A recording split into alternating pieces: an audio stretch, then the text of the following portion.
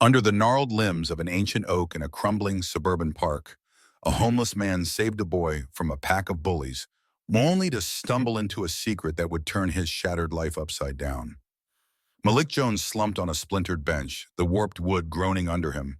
His jacket hung in tatters, flapping like a flag of surrender in the wind, his boots scuffed to the sole. The park sprawled around him, overgrown weeds choking cracked paths, rusted swings creaking in the breeze, a nowhere land where the world forgot him. Once a mechanic whose hands could tease life from any machine, Malik was now a specter, his sharp brown eyes cutting through the haze like a blade searching for a target. A scream sliced the stillness. Malik's head snapped up. Near a row of warped picnic tables, a kid 8 or 9, white, decked in a high-end hoodie and a designer backpack, was cornered. 3 older boys circled him, their voices jagged with malice. "Think you're big 'cause your daddy's rich?" the tallest snarled, his pockmarked face twisted in a sneer. He shoved the kid hard, sending him crashing into the dirt. The boy's backpack skidded free, and a second punk kicked dust into his face, cackling as the kid coughed, clutching the ground. "Please, stop," the boy whimpered, voice quaking, barely breaking through their taunts. Then Malik saw the glint of pocket knife flashing in the leader's hand, the blade snapping open with a flick. He crouched over the boy, holding it close, not slicing, just menacing. "Let's see how pretty you are with a new smile." Malik was up in a heartbeat, boots crunching gravel as he closed in, each step measured, deliberate. His pulse thrummed, but his mind was ice. Years on the streets had taught him how to read a fight before it started. The punks didn't clock him yet, too caught up in their game. He stopped short, voice low and steady, cutting through their laughter like a wire. "Hey, kid, your shoe's untied." The leader spun, startled, knife still up. "What the hell you want, old man?" he barked, but his eyes flicked down, instinct kicking in checking his laces. Malik moved fast, a blur of motion honed by survival. He stepped in, feinting left, then snapped his hand out, twisting the kid's wrist just as the punk's focus broke. The knife clattered to the dirt, and Malik kicked it under the table with the flick of his heel, his other hand shoving the leader back hard enough to stumble him into his crew. "Walk away," Malik said, voice cold as steel, eyes locking onto the leaders. "Or I teach you what happens when you pull a blade you can't use." The air froze, thick with tension. The leader's bravado cracked, his buddies shifted, uneasy, caught off guard by the calm in Malik's stare, the way he stood like he'd done this 100 times. "Screw this," the punk muttered, shoving his hands into his pockets. "He ain't worth it."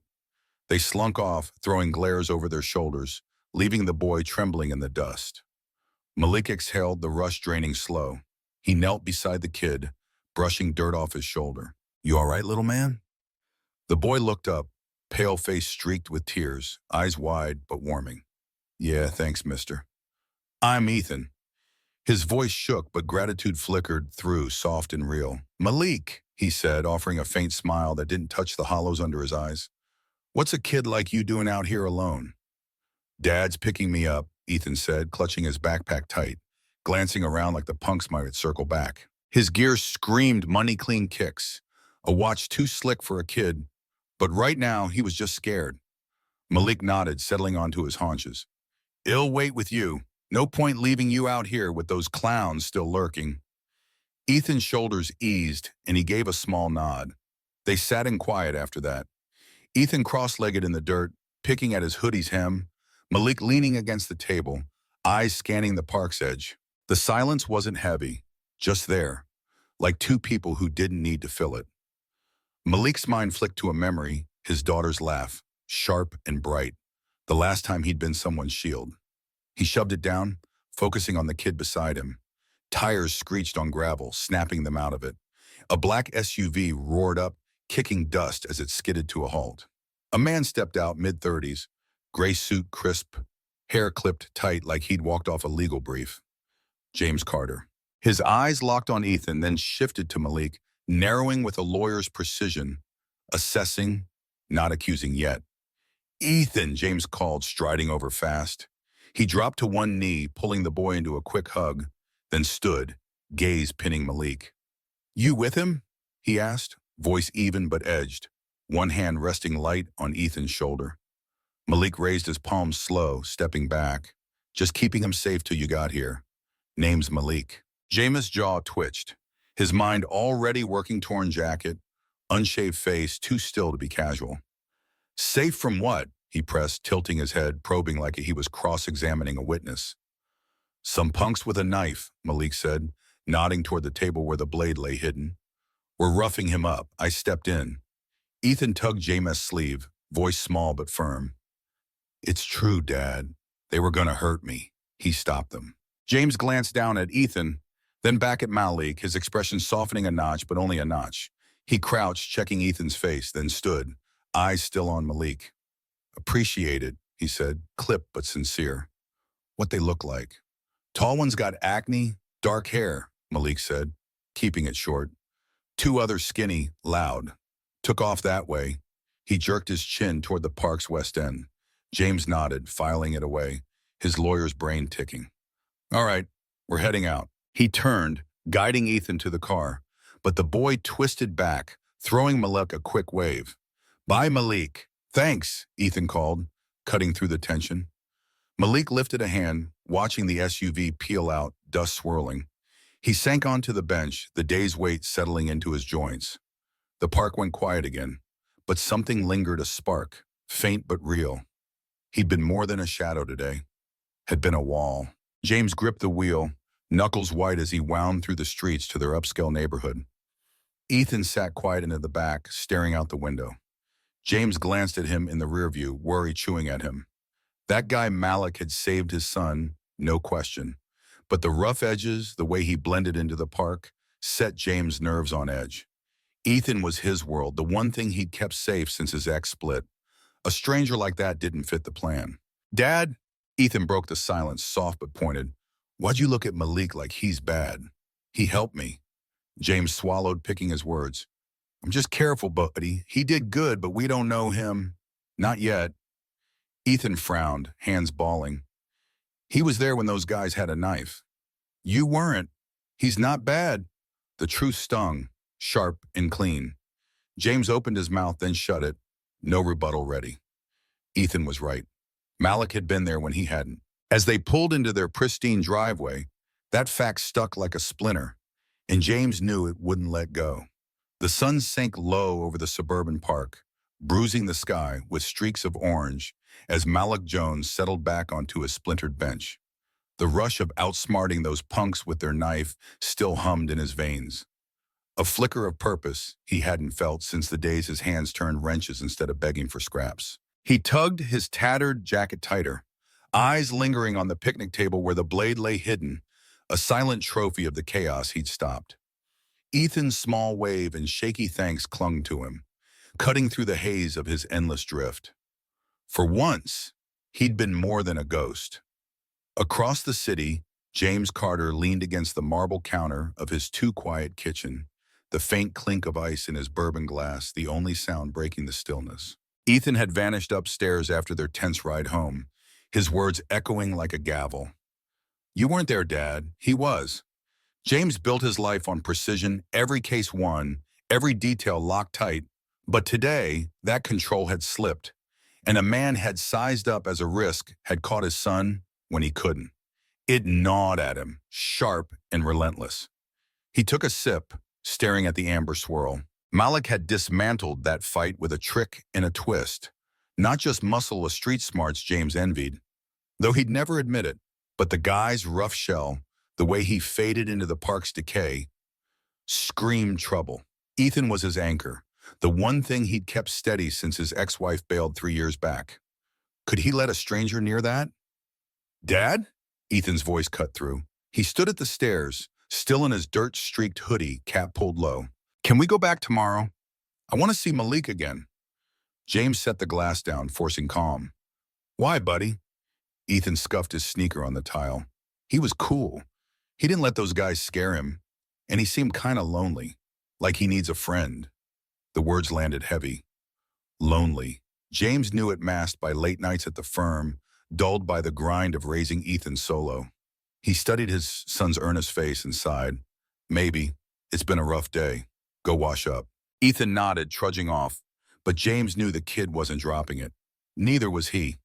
The next afternoon, the park buzzed with Saturday Life kids shrieking on swings, a jogger's footsteps thumping, traffic growling through the trees. Malik sat on his bench, nursing a cracked styrofoam cup of lukewarm coffee, when he heard the rattle of a bike chain. He looked up, expecting trouble, but it was Ethan grinning wide, pedaling a beat-up bicycle toward him. "Hey, Malik," Ethan called, hopping off. "I brought my bike to ride around. Dad's parking."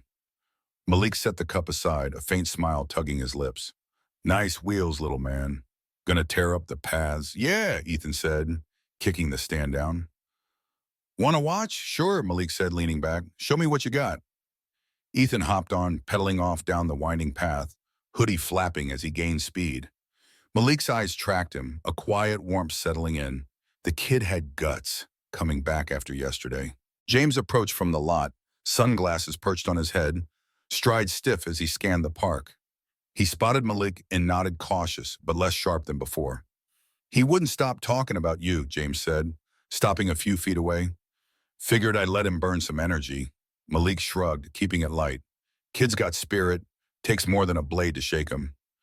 James crossed his arms, glancing at Ethan weaving through the grass. "Yeah, he's tougher than he looks." A beat passed, the air thick. "You didn't have to step in yesterday." "Why'd you?" Malik stared at the ground, picking words slow. "Seen too many kids get hurt when nobody moves." "Couldn't sit there." James studied him, the hard lines of Malik's face, the way he held himself still. Like he'd weathered storms James couldn't imagine. "You handled it clean," he said, testing. "Not many could have pulled that off without a mess." "Mess gets you caught," Malik said, voice low. "Learned that the hard way." James nodded, filing it away. "Ever think about what you'd have done if I hadn't shown up?" Malik's eyes flicked to Ethan, then back. Stayed till he was safe. Ain't much else to it. The answer hung there, simple but heavy. James' mind flicked to a memory. Ethan, 5, crying in the ER after a fall from the swings. James too late from a depot to catch him. He'd failed that day, and yesterday too. Malik hadn't. "I should been there," James said, quieter than he meant. "Hate that I wasn't." Malik met his gaze, a flicker of understanding passing through. "You're here now, that's what counts." Before James could reply, a sharp yelp cut the air. Ethan's bike hit a jagged root near the tables, the front wheel buckling as he tumbled into the grass. James bolted over, Malik right behind. Ethan sat up, brushing dirt off his knees, wincing but fine.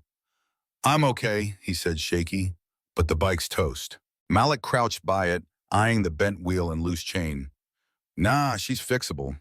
He glanced at James. "Got tools in that fancy ride of yours?" James nodded, jogging to the SUV. He dug out a small toolkit from the trunk left from a flat tire years back and handed it over. "Will this do?" "Plenty," Malik said, taking a wrench and pliers. He knelt, hands moving with quiet precision, straightening the wheel, tightening bolts, easing the chain back. James watched, arms crossed, as Ethan hovered. "You're good at this," James said, breaking the quiet. "Where'd you pick it up?" Malik kept working, voice rough.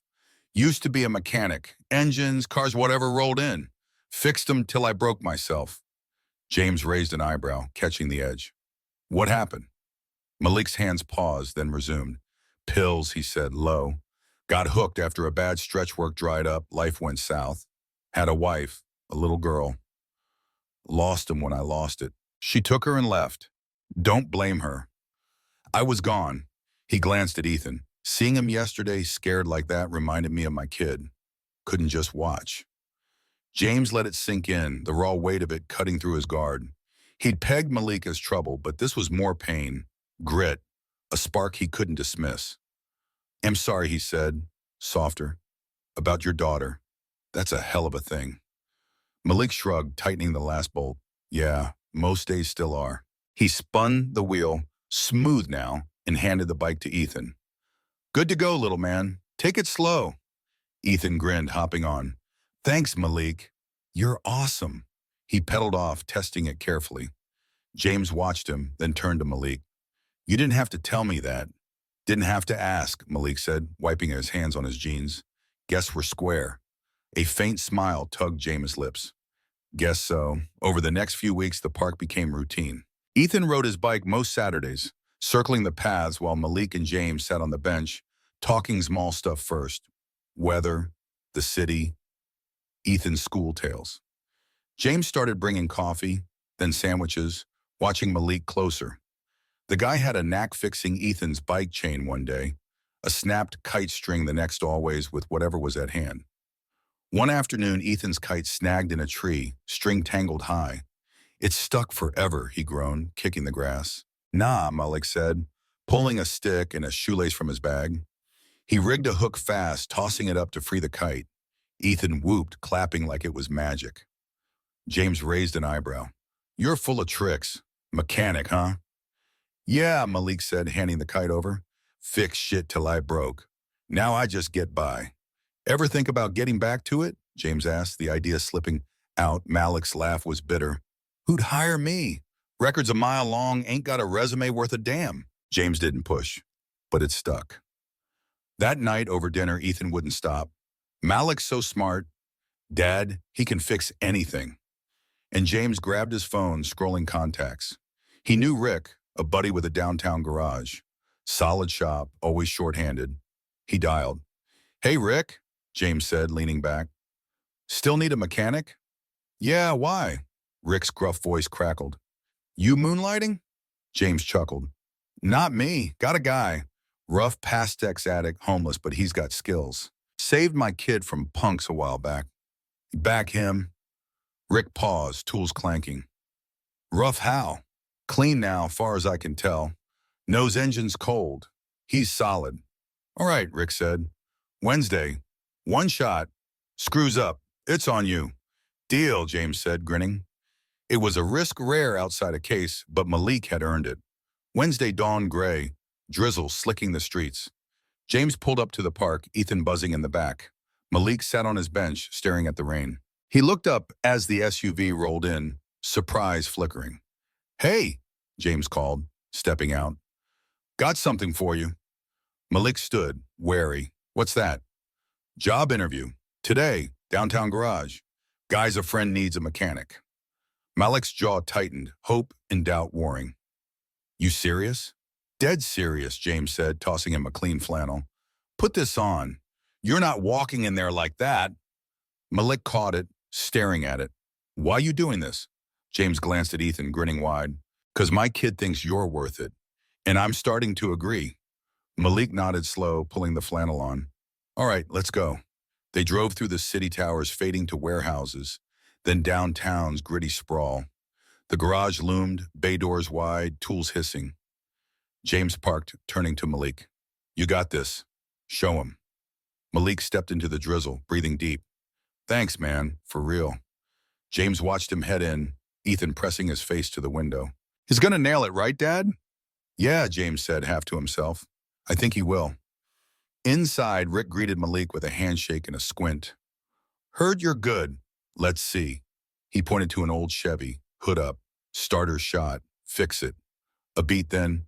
And what's with the record? James says you're clean, prove it. Malik swallowed, meeting Rick's eyes. Wasn't addict pills. 3 years sober. Lost everything, but I kept my hands steady. Check my work, that's my proof. Rick grunted, stepping back. Go! Malik rolled up his sleeves, hands moving like they'd never stopped, tracing wires, tapping bolts, focus razor sharp. In 20 minutes, the engine sputtered, then roared. He stepped back, wiping his hands. Runs now. Rick crossed his arms, a grudging nod breaking through. All right, record's old, you're in. Start Monday. Don't make me regret it. Malik stepped outside, rain streaking his face, a rare grin splitting it. James met him, clapping his shoulder. Told you. Yeah, Malik said, voice thick. Guess I still got it. Ethan bolted out, tackling Malik with a hug. You're the best, Malik laughed, deep, real, cutting through the damp air. James watched, feeling the moment settle. This wasn't just a job, it was a crack in Malik's walls, a chance to climb out. But as they drove home, Ethan chattering and Malik quiet beside him, James couldn't shake a whisper. How long before the past came knocking?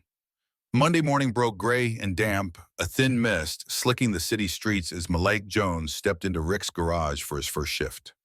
The flannel James had given him hung loose but clean, his hands jittery with a mix of nerves and hope he hadn't felt in years. The roar of engines and sharp clang of tools filled the air, a sound that once meant purpose, now a rope to pull him from the void. Rick greeted him with a grunt, pointing to a workbench piled with greasy parts. "Oil changes today. Keep up." Malik nodded, rolling up his sleeves, and dove in draining pans, swapping filters, tightening bolts.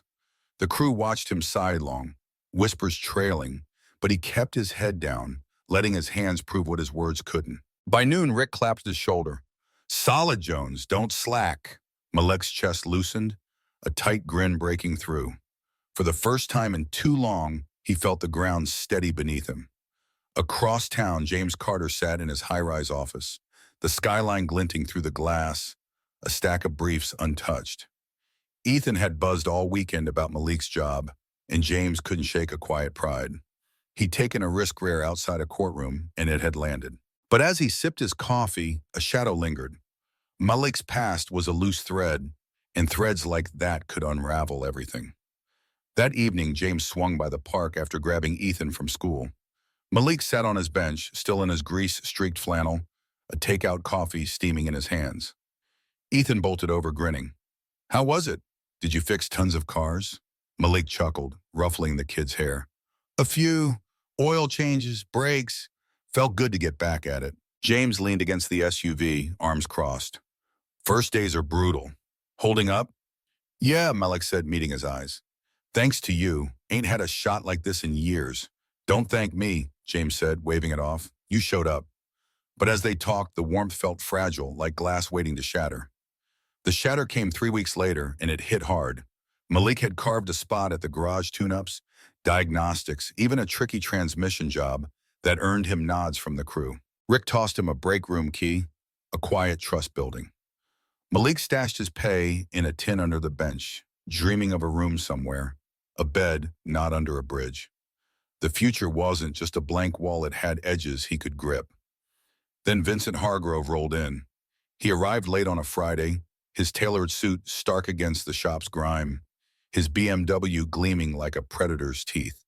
"Full check," he barked, tossing the keys to Rick. "Fast." Malik took it, tracing a misfire to a bad coil, finishing by dusk. Hargrove paid without a word, speeding off. Monday, he stormed back, face red, voice thundering over the shop's din. "This junkie stole from me," Hargrove roared, jabbing a finger at Malik. "My toolkit's gone, 800 worth, custom gear. It was in the trunk when he touched my car." "I want him gone, Rick, or I'm shutting this dump down." Malik's wrench clattered to the floor, his gut twisting. "I didn't take nothing," he said, voice steady but tight. Fixed your coil, handed the keys back. "That's it?" Rick crossed his arms, eyes narrowing. "You opened the trunk, Jones?" "No," Malik said, heat rising. "Wasn't on the ticket." "Check the logs. I was up front." Hargrove smirked, stepping close. "Logs don't mean shit. I know your Type X con, pillhead. Probably pawned it already. Fire him, Rick, or I sue this place into the ground. I've got lawyers who'll bury you, and he'll take this lot for my next mall." The shop went dead. Dead.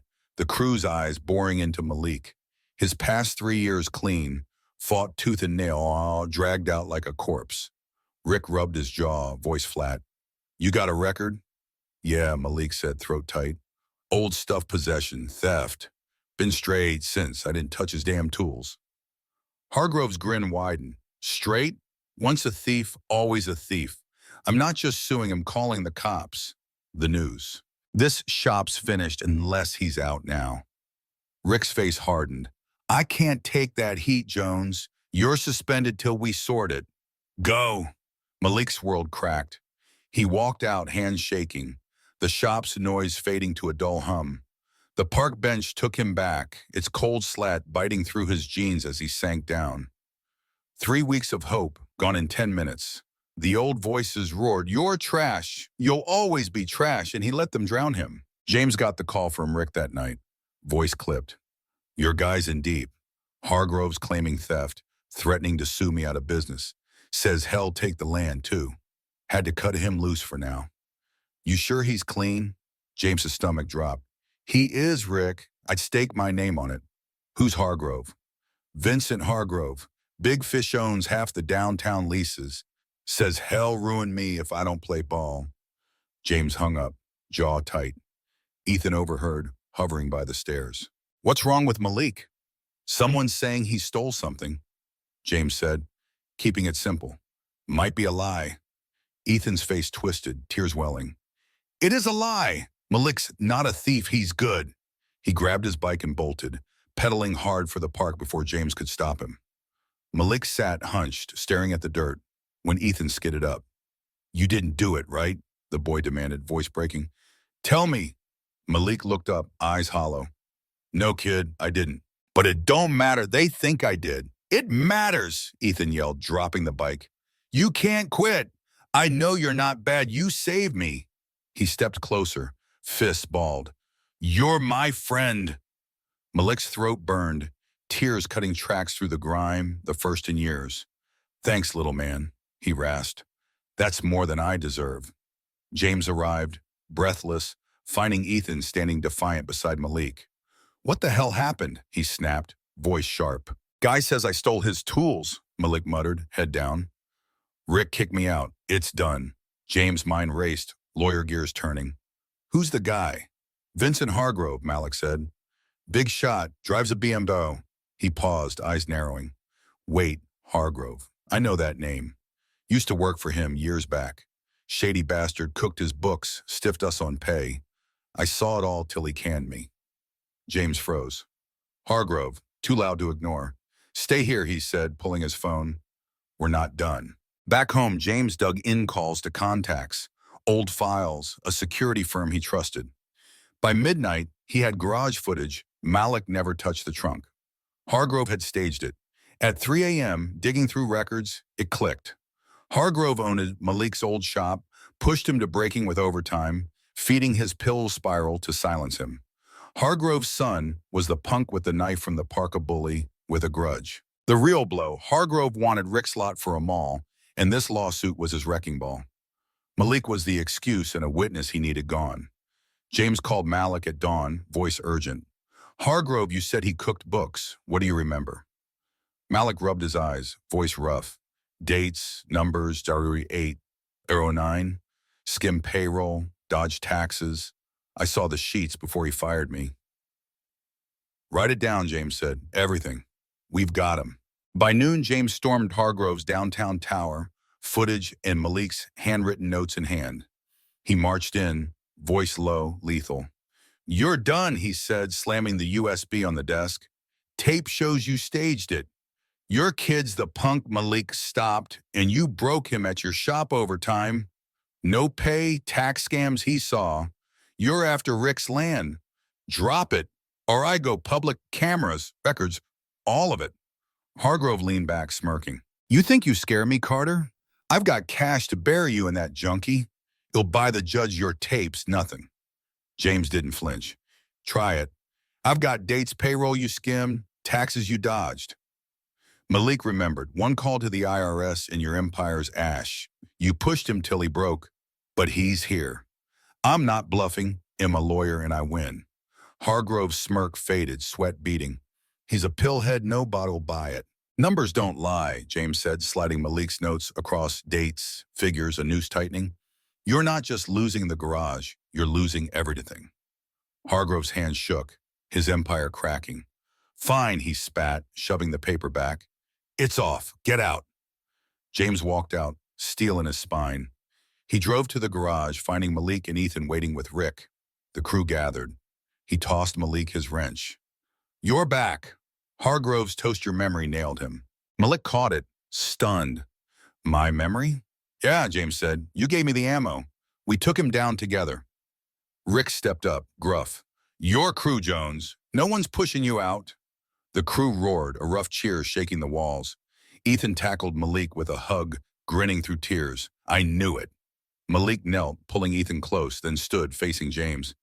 You didn't just save my job. You saved me. James gripped his shoulder, firm. You saved my son first. We're even. Malik's laugh broke free, raw, triumphant. The garage wasn't just work, it was a fortress he'd helped defend, a past he'd beaten. As the crew slapped his back and Ethan beamed, James watched, a fierce pride burning.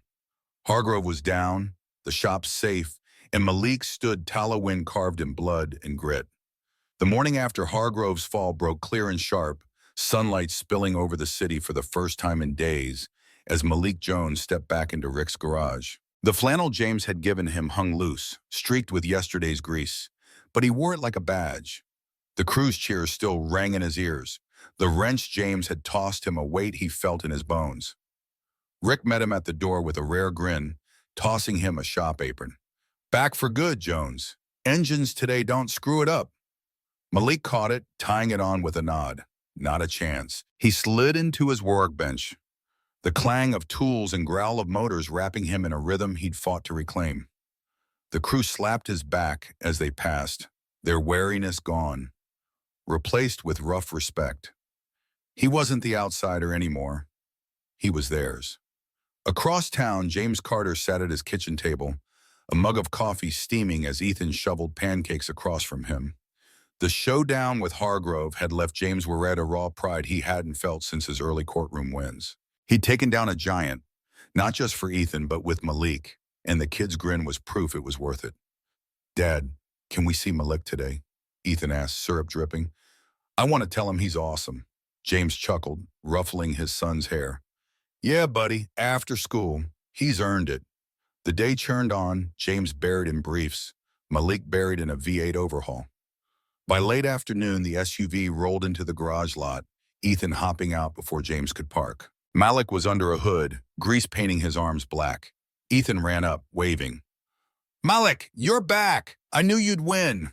Malik straightened, wiping his hands on a rag, a grin cracking through the grime. Hey, little man. Couldn't have done it without you and your dad.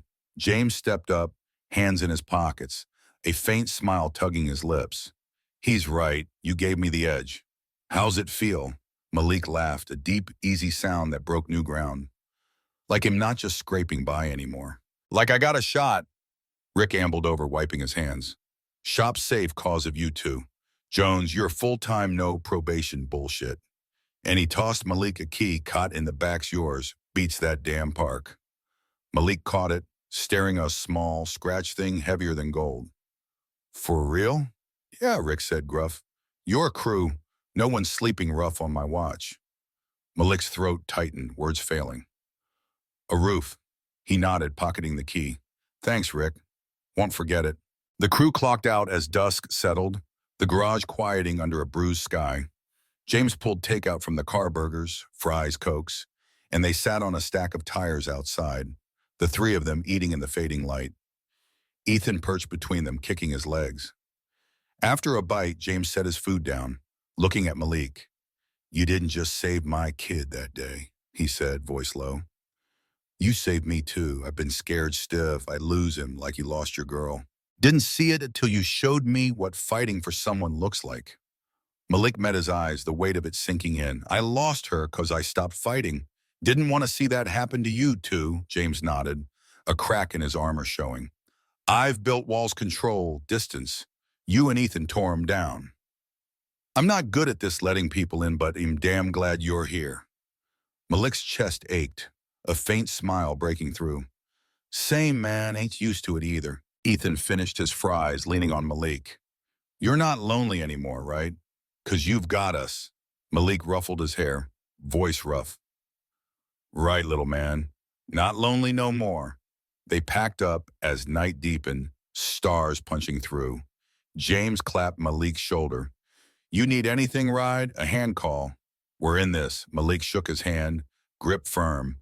Goes both ways. He'll take it.